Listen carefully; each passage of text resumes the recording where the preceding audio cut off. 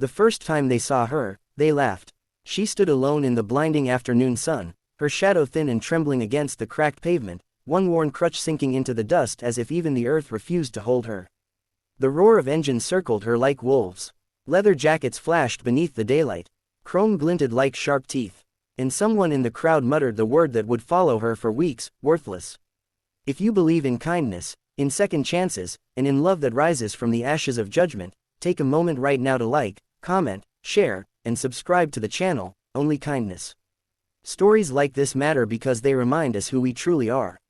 Her name was Mirela Kovacs. She was 36 years old, a widow, and her left leg had never healed properly after the accident that killed her husband. The doctors called it nerve damage. The neighbors called it bad luck. The men who dropped her there that day called her a burden. The men belonged to the Mongols motorcycle club.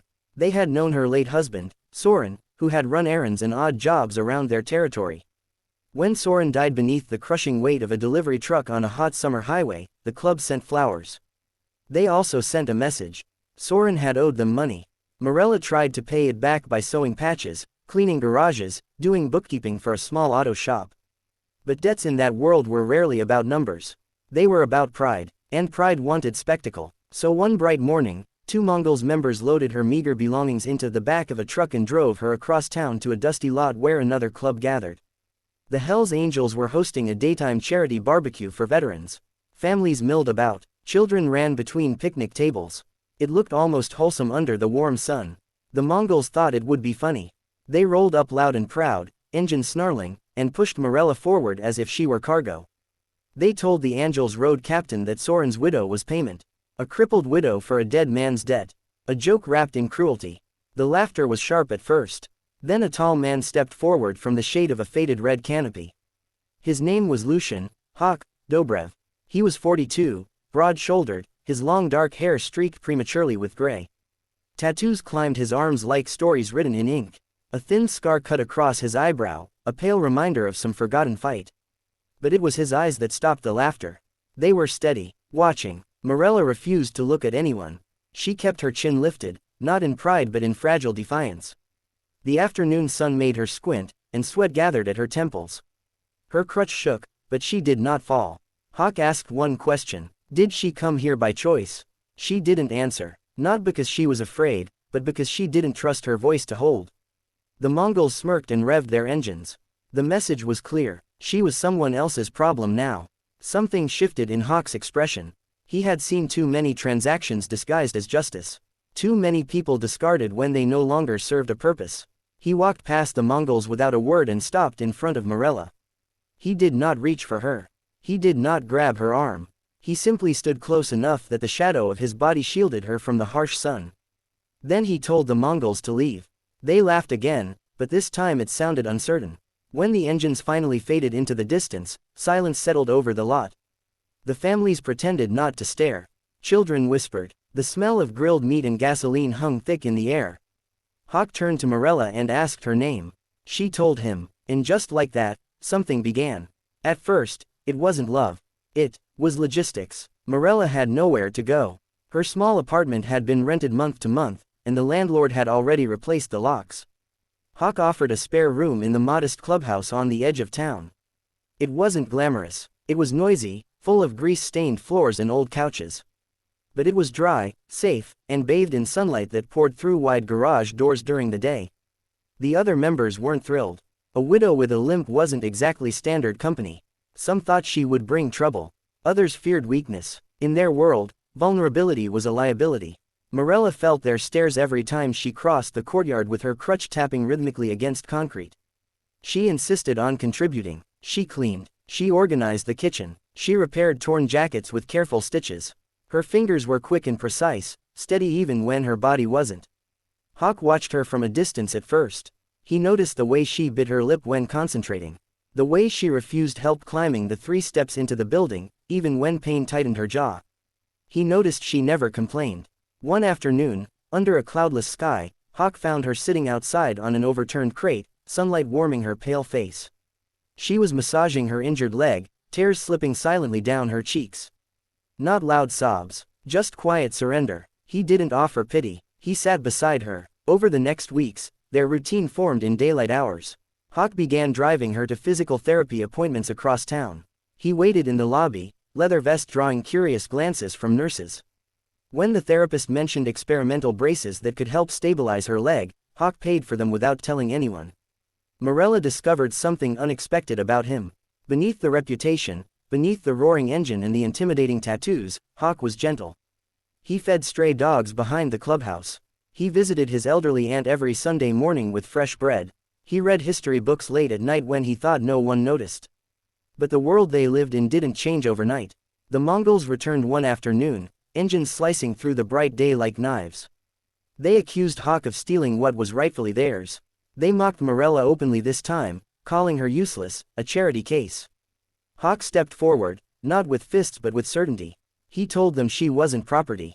She wasn't payment. She was a person. The confrontation didn't turn violent that day, but tension lingered like humidity before a storm.